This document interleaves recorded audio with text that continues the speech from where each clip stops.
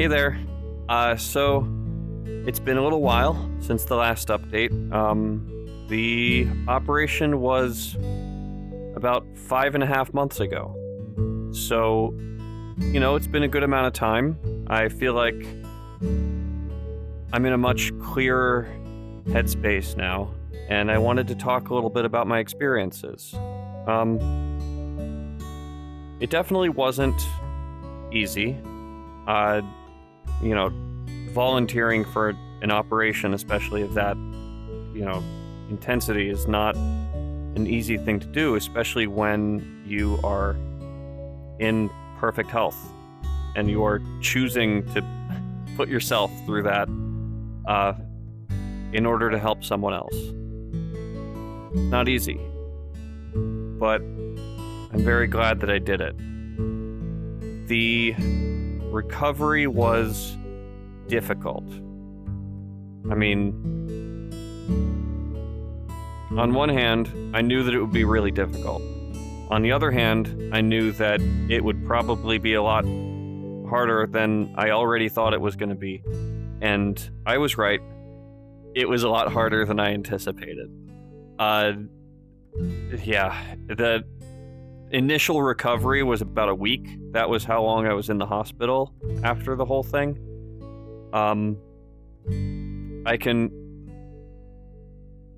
say comfortably that I have a new concept of what pain is. But I made it through, thankfully. I want to say, though, at no point during any of it, even, several days after, when I was still in bed, unable to move, everything in pain, I did not regret my decisions for a second. Still don't. I don't think I ever will, because I don't know. I wasn't sure if I'd be able to make it, to be honest. Obviously I've never done anything like that before. This was a new experience for me. And it's like if you're going skydiving and you've amped yourself up for weeks and weeks and you're all excited to go, and then you don't know if you're going to actually be able to jump out that door. And I felt that feeling of terror, that I would not be able to continue forward. And at some point I thought that I would give up and say, hey, I can't do this. And thankfully I didn't. I'm very happy that I was able to go through with it, but it was not easy. It was interesting, because the way that they did it is that they just had me come, the night before. You guys saw the video. The night before, everybody was here, wishing us well and, all that. That was a really wonderful night. Surprisingly, I slept really well. I was tired, and I was like, well, guys, I'm gonna go to bed, bye, and I just went to sleep, and I was good. That was a surprise to me. And then the next morning, they wake me up, they put me in the shower. I had to use special soap or something. And I remembered getting in the bed, the wheelie bed, and this guy was pushing me down the hallway, and I waved to my friends who were there to see me off. Hayu was already at apheresis at that point, so I didn't get to say hi before the whole thing, but we saw each other before at the beginning, or the night before. But they wheeled me down, and I just had to keep my mind occupied. So I just started asking the guy all kinds of questions about how long he's been working there and how many times he's done this before and all that sort of stuff. And that I carried that vibe with me through all the way to the operation room, which, by the way, they actually had me lay on the table myself. Like, I came in and it's just, there's the operating room. And I'm just looking at it like this place, it was incredible, firstly. Huge room with giant machines. I've never seen anything like it. And like all the nurses were there and the doctors were there. And at that point, I think I just resigned myself and I just said, okay, here we go. Let's do it. Because I just got up on the bed and I laid there and I said, okay, well, I'm going to be honest. Despite everything I've done, I do not like needles. If we could put the morphine in first and I could just go fast asleep and you guys can do all the work after that, that would be great. And they said, yes, we can do that. And they take out the thing, they stick it in my arm, and they said, okay, go ahead and count down. And I said, okay, 10, 9, 8. And then I woke up. Like, I didn't feel like I'd gone to sleep or anything. I just was in the operating table and I was looking up at the ceiling. I was counting down and just bam, I was awake. I was in a different room and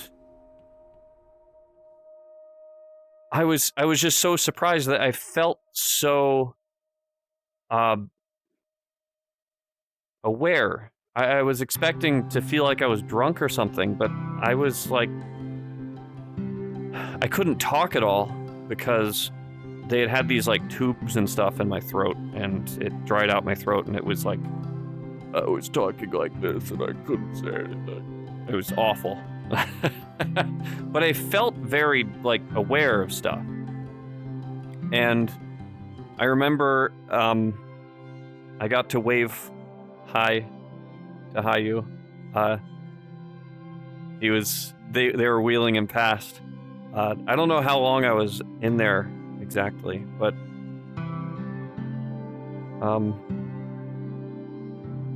it was weird. It was a strange feeling. And then at some point I ended up getting brought back up to my bed where I'd been staying the night before, and yeah, that's when the difficult part started. When the morphine that they'd given me kind of wore off, and just everything was in pain. Everything. I couldn't move. It wasn't great. I was terrified. I was not, it was a couple of days of just being in bed and feeling like this would be forever. I knew it wouldn't, but it felt like it because I just didn't feel myself getting any better and I couldn't sleep. I would just sit there and look at the clock and watch as time went by, fully conscious, unable to move, all the way through the night. It was terrible. But so the operation was on Wednesday. On Friday was the first day that Hayu was able to get up and move around. So he was able to come into my room and say hi to me. And that was really, really great to see that he was doing well. And I ended up, I was able to get up for the first time, like properly, on Saturday. It was Saturday morning, and I had this giant cart thing that I had to hold on to because I had a catheter in, and my whole body was not working, and it gave me like all this stuff. But I ended up going down to where we would have lunch. It was the first time that I was able to eat after the whole thing.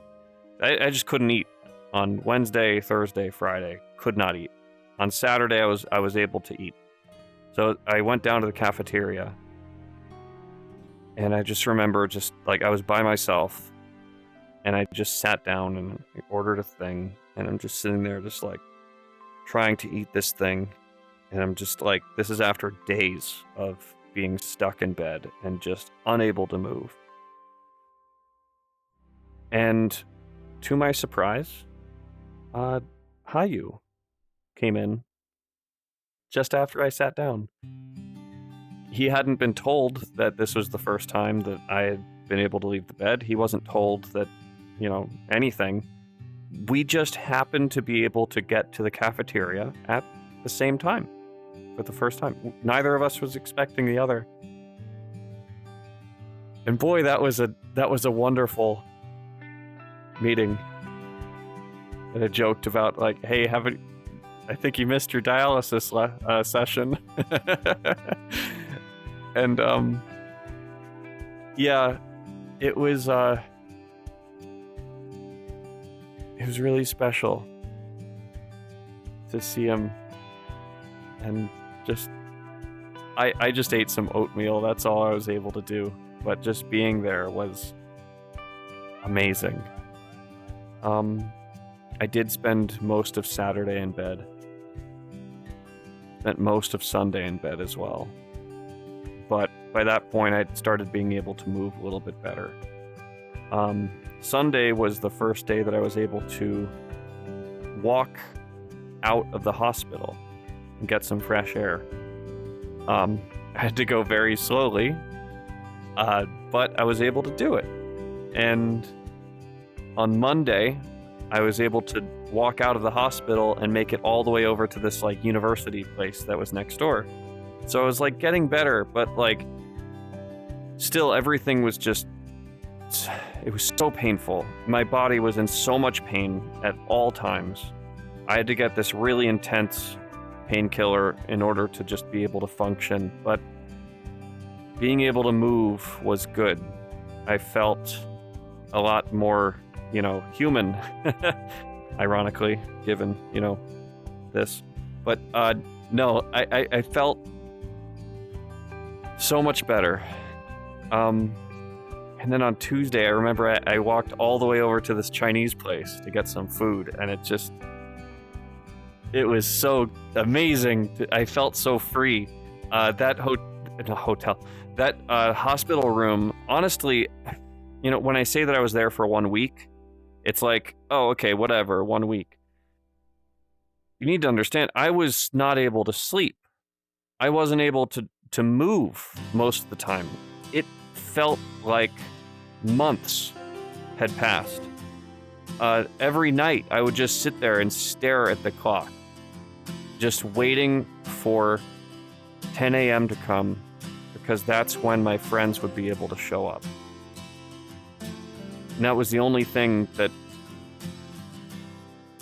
I look forward to. Just, I want to see my friends again, and it'd just be 3 a.m, just watching the clock, 4 a.m, 5 a.m. And you'd think like, oh, well, I could pull up the phone and watch YouTube videos or listen to music, but it's hard to describe, but it felt like I couldn't do anything. Just the idea of grabbing my laptop or my phone or something to just open something, talk to somebody, felt impossible. I couldn't. And I wanted to. I'd be sitting there looking at it saying like, just grab the phone, just grab the phone, just grab it, do it. And I couldn't. I was just frozen. Yeah, it wasn't easy. But yeah, on Tuesday was the day that I felt like a proper person again. Changed my clothes, wore proper shoes, put on a jacket, felt fancy. I took a little bit of a shower. That was nice. I shaved. Yeah, I felt good. Interestingly enough, normally they would send me home on Tuesday. There was some complications with my bladder. Nothing important, but they just weren't getting the readings they were wanting, so they wanted to keep me an extra day. And normally for Hayu, he would be going home probably that Friday. or something, but he ended up doing a lot better than they expected. So interestingly enough, we got to share a taxi on the way home on Wednesday. So we had been there for exactly 1 week. You know, obviously we shared a taxi on the way in. We weren't expecting to do that on the way out, but yeah, it was... Boy, that was an interesting taxi ride. With the experience that he and I just had together. That's just like, oh my God. Oh my goodness. Yeah, that was, I'll never forget that. And then we got home and I was able to, walk around a little bit. The air in my torso was finally starting to be completely gone. That's the thing that caused most of the pain, by the way, was air in the torso. I had scars I wasn't expecting. I thought it was just going to be like a single cut, but it ended up being this cut down like just above my bladder and then 4 up along the thing, along my torso. So it was a whole thing with they go in through the spot above the bladder because that's the part that heals the fastest, and then they had to stick a camera in at several points along the way in order to make sure it was all going the right direction. But like a little robot did all the actual work inside, which is pretty cool. But yeah, so it's a weird scar pattern. Yeah. Anyway, so yeah, we got home and we, just took it easy. Played a lot of Helldivers too. Whoa boy, we played a lot of that game. There were several days where we would just wake up and jump in Helldivers and then go get lunch and go back to Helldivers and then go to dinner and then go back to Helldivers and then it was time to go to bed. And we do it all over the next day. It was a lot of fun. We had a good time. And as the time went on, I actually ended up staying there for about a month and a half after the operation, which was nice. I didn't get to tour Sweden or anything. I was recovering from surgery, but it was nice to be with Hayu. And he had to do all these hospital visits because, he had to get his blood tested, make sure all the medication is where it's supposed to be, make sure there's no rejection, checking on this, checking on that. It was a lot. But I was there with him, just like I was with dialysis. And that was kind of part of our regular routine. We'd just go to the hospital, do the stuff, play Helldivers, get some food, go to bed. It was nice. It was actually really nice. I enjoyed it quite a lot. And, yeah, it was sad when it was time to go home. Because I knew I would see my friend again. Online, obviously, but it was nice being there and just experiencing what it was like living there. It was nice. I liked it. I liked Sweden a lot. It was really nice. But the time did come, and it was time to go home. So, yeah, packed all my stuff and had a friend pick me up from the airport, so I didn't have to try to carry my bags and stuff. The flight was really nice. Yeah, it was good. It was a nice experience. And since then, Hayu and I have been in contact pretty much every day.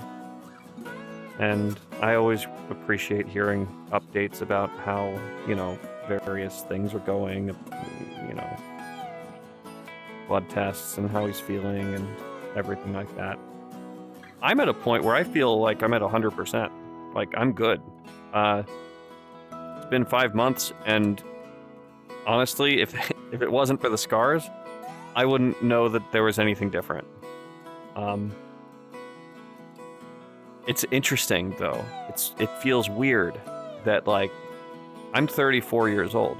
Let's say hypothetically I live to be 95. I'm gonna be charitable. When I'm 95 years old, I'm still gonna have just one kidney. And that's weird to think about, right?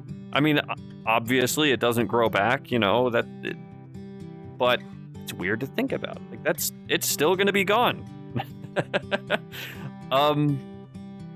Yeah, it's definitely a permanent decision, but I helped my friend, and he's gotten his life back. He's able to work on stuff again, and he's able to focus on other things, and his health is not his entire life anymore. He's doing a lot better, and recently he's been coming out with a new avatar, and he's working on all this different stuff, and it's just, oh my gosh, it's so good, you know. When I see him working on that sort of stuff, and I see him back to his old self, it really reminds me how worth it all of this was. Because it was worth it. He's worth it. Anyone that knows him knows that.